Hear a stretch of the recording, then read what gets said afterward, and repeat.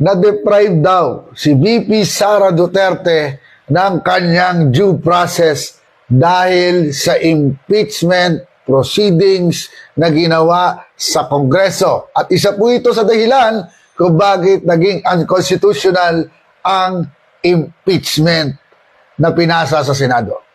Malinaw at ito ay base mismo kay retired Associate Justice Ascuna at isa rin sa framer ng 1987 Constitution.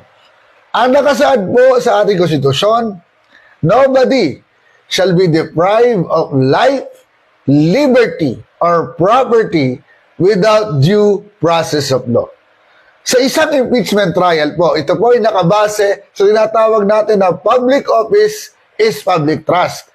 Meaning, pananagutan ng lahat ng lingkod bayan na maglingkod ng tapat, otherwise matanggal sila sa pwesto at sa case ng Vice President, impeachment trial. Siya po ay hindi maukulong, so walang deprivation of liberty. Hindi po siya mamamatay dito, kaya walang deprivation of life.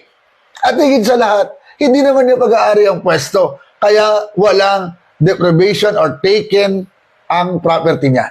Kaya walang na-violate na due process, mga kaboses. Maliwanag na maliwanag. There's no violation of due process in the impeachment proceedings.